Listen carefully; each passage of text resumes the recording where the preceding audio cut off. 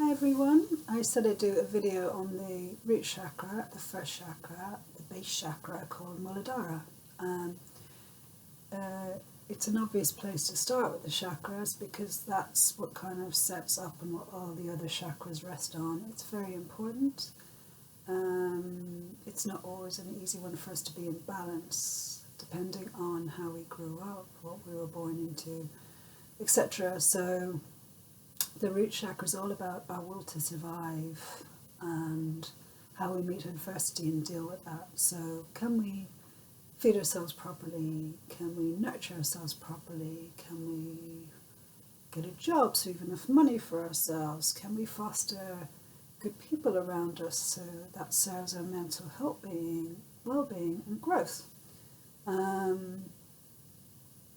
So this happens more naturally when we're born and we have parents or carers who can provide these things for us, like who feed us well, who are attentive, who bring good things towards us, who mirror us so we have a sense of who we are. A sense of who we are is very important to feel rooted. How can we feel rooted when we don't know who we are? Sadly, many of us haven't been given the ideal thing. We come in and we have a lot of difficulties in our childhood. It doesn't have to be our parents, it can be school, siblings, friends, greater society, things that happen to us that throw us. It's our beginnings. And this can make our root wobble. And when our root's wobbly, we don't feel grounded. We don't have a sense of home. Our sense of home is truly within ourselves. But if within ourselves we don't feel safe, a lot of people have low safety, we don't feel secure on a kind of average basis, on a daily basis, we don't feel valued, we don't feel loved, there's not much to connect to that feels good. So we become quite disembodied.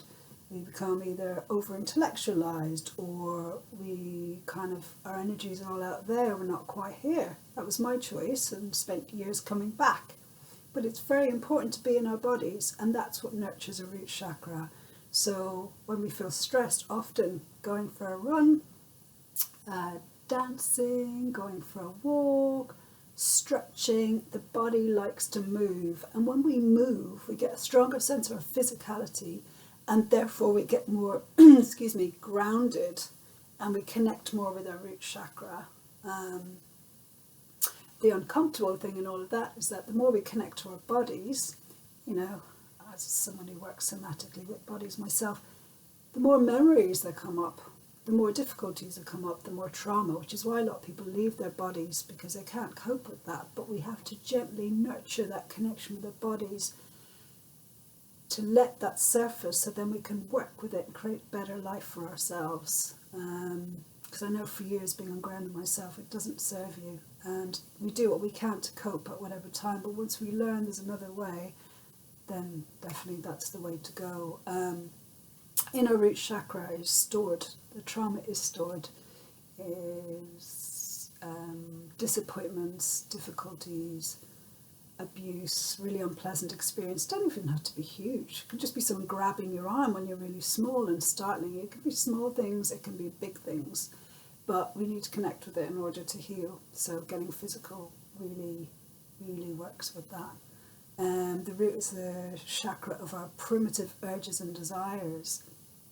So we could be very out of balance with that.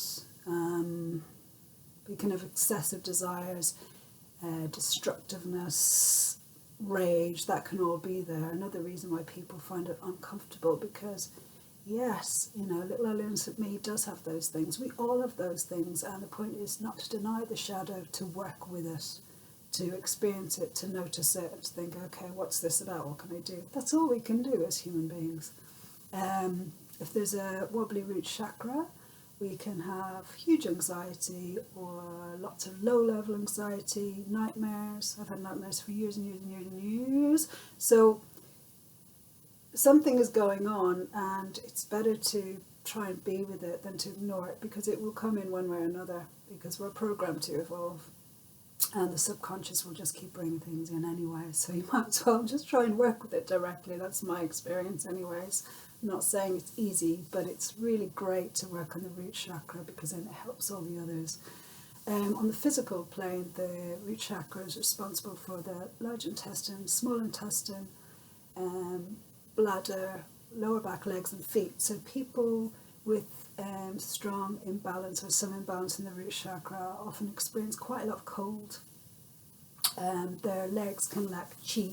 They can feel quite light because it's the colon. They can have digestive problems. Digestion's very connected with nourishment as well, generally speaking.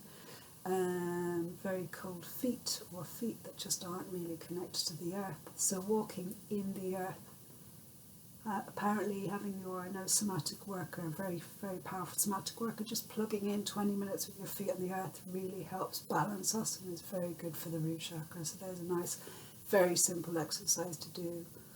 That will help. I don't know if I mentioned the colour of the root chakra is red, which is why I'm wearing red. No, it doesn't have a pink stripe, but you get the message, red. Primitive urges, it's linked to the planet Mars, which is all about, which is quite yang, which really strongly wants to express itself. It's a seat of power. It's where the Kundalini energy arises.